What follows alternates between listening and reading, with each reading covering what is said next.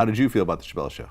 I thought it was brilliant. I thought it was absolutely brilliant. It would have been great to see where else he could have took it. Well, I mean, I'll tell you, for example, I interviewed Charlie Murphy, and he said that at the time it got canceled, Eddie Murphy actually agreed to do a true Charlie Murphy, true Hollywood story. Is that right? Yeah. Do you feel that the Chappelle Show made black people look bad? Not in any way. Not in any way. I'm a big middle finger to anybody that tries to tell me what I should and shouldn't talk about, and what's right and what's wrong, because funny is money.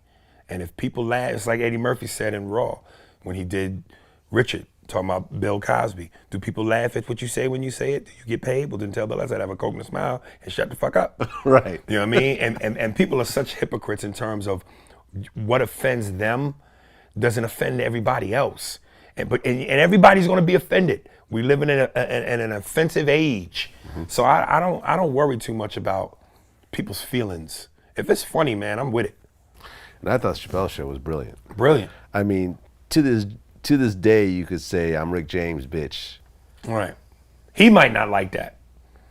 You know. Who? Dave. Really? I mean, yeah. Well, you know, he's a comic at heart. I don't know though. So when he goes to do stand up, and he's performing in front of a packed house, and motherfuckers won't shut the fuck up, and they keep yelling out, "I'm Rick James, bitch," and he's trying to do new material, he ain't a fan of that. No? No. Well, it's funny because there was we had a report on a robbery where one of the dudes came in disguised as Rick James. He actually had the Rick James hair and everything. And I sent him a link. I said, I blame you for this. And he just LOL'd me back. Like, hilarious. You know what I'm saying? I mean, you know, it's funny because like I saw Charlie Murphy, who we've interviewed before, and he invited me to the stand-up. And he was saying how, Ashley Larry was hating on him one day saying, everywhere we go, Charlie Murphy, don't you get sick of that shit? He's like, no, motherfucker. My name's been Eddie Murphy's brother for the last 30 years. Hilarious.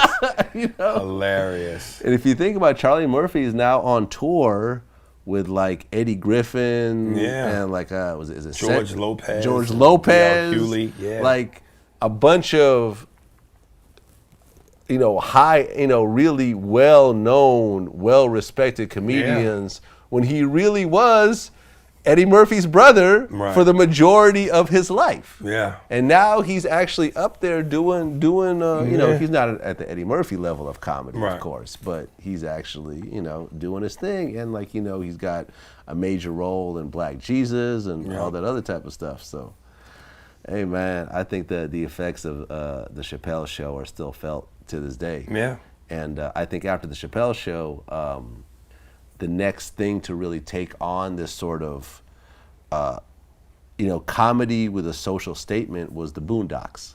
Yeah, I did a couple of voiceovers for that. Yeah, me too. I was actually a character on the Boondocks. Okay. One of the episodes when Sergeant Gutter he goes to beef with when Thugnificent went to go beef with Sergeant Gutter, the Soldier Boy character. He came on Vlad TV. Right. To air it out. Yeah, man. Yeah. So. Yeah, man, great stuff. I mean, I feel like right now we don't have that. We don't have a show that's like funny, but says something about society at the same time. I really was pushing hard to try to do my own sketch comedy show, and I went to HBO, I went to Showtime, and long story short, basically everybody's turned me down.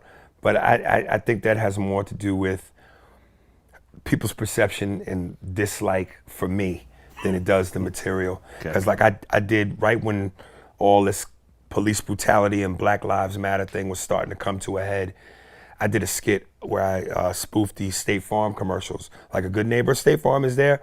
But I basically, the premise of the skit was, which you can see on my YouTube channel, Aries Spears 23.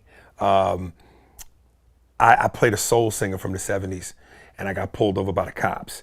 So basically they were gonna fuck me up because I was black. And just when I think I'm about to get my ass whooped, I do the jingle and a Black Panther shows up with me and we got 2 guns in each hand and we blow the cops away. So to try to get someone to co-sign on that as funny or put as a show, rolling the rock uphill, man. What do you think about the attention that the Black Panthers are getting right now because of the whole Beyonce thing? Yay, congratulations. You know, and the Black Panthers, from what I've been told and read a little bit, they weren't just this militant group for black people. You know, they had white people involved too.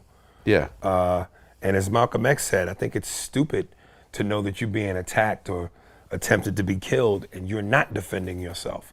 So if there wasn't any racism or police brutality, there would have been no need for the Black Panthers.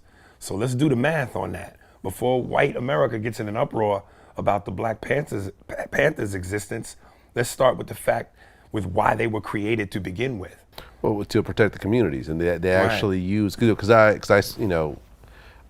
grew up in the Bay, and spent a lot of time in Berkeley and Oakland, which is where the Panthers came out of, and their whole thing was they're going to protect themselves by carrying guns, which was actually legal at the time. Right. And they actually had to change the laws. Of course, that's what I'm talking about. After, black people, we get laws rewritten, baby.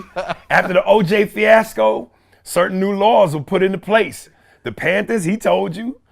Come on, man. Yeah, the OJ thing, it's interesting because I was talking to a friend of mine, my son. He did 7 years in prison. We were talking about the whole OJ thing. And, how OJ got 35 years, for the robbery where he was trying to get his stuff back. And he said, I know people that have been convicted for murder that didn't get 35 years. Barack Obama mentioned it in a speech he did. There are more blacks and Latinos in prison and serving more time for the exact same crimes that white people have committed and who aren't either in prison or serving less time. So again, we keep going back to the same thing about white America's perception on race, because again, that's something else that white people will often say to me. Well, you guys, you spend more time in prison and blah, blah, blah. There are more black people in correctional facilities and blah, blah, blah. So white people can't be all that dangerous. No, you guys just get away with it or you serve less time.